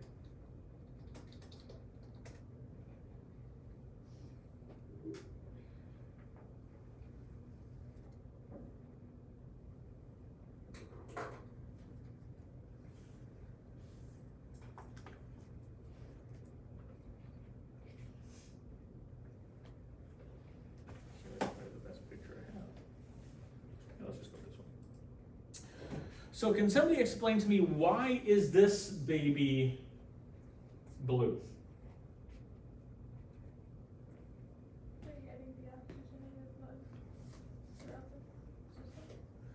When the right ventricle contracts and the left ventricle contracts, this is what we mean by overriding aorta. The aorta is sitting above both the right and left ventricles. When the ventricles contract, it's going to be very hard to get blood out to the pulmonary system. So where is most of the blood going to go? Out to the aortic into the body. Very little blood is going to the lungs because of that narrowing, and therefore what's happening to the ability of my body to oxygenate that blood? It's significantly decreased. And so I start to circulate and cycle deoxygenated blood, so these babies become blue slowly. Okay. But there's higher pressure on the left side, so how much, and it's at the. This is significantly narrowed. So this is going to put up a lot of resistance, whereas we have this nice wide open aorta. So where does blood want to go? Path of least resistance? Regardless of how strong they contract, where's the blood going to want to go? Out of the aorta. Very little is going to go into the pulmonary system, which causes this.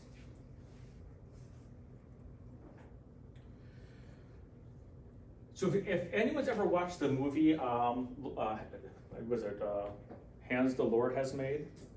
Yes. That is about this. They were trying to create a therapy, a treatment. It was a Dutch physician trying to create a treatment, and an American physician, trying to create a treatment for tetralogy of Fallot. And what people don't realize about the treatment for this, the doctor got all the credit, but it was an African-American lab assistant that actually developed the surgery. He was self-educated, he worked in the lab, he assisted the physician, but he's the one who, during their research, he's the one that developed the process of the surgery that was used originally to treat this. We don't do that surgery anymore, but they're creating a shunt from the aorta to the ventricle. And what they did is they put a limiter, they banded the aorta a little bit, what happens to the resistance when you do that? It increases the resistance, and they put a shunt across to the pulmonary artery. So we increase the resistance out of the aorta, we shunt to the pulmonary artery so we get more blood to the lungs and circulate it better. But if you haven't seen that movie, I highly suggest seeing it. It is a fantastic movie about how this was developed, and it's also a sad movie.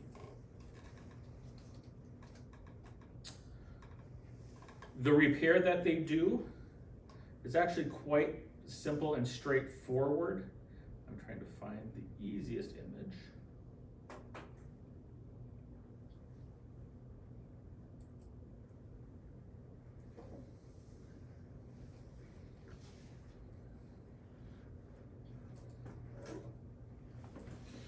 There's a lot happening in this image here, but you kind of get the picture of what goes on now.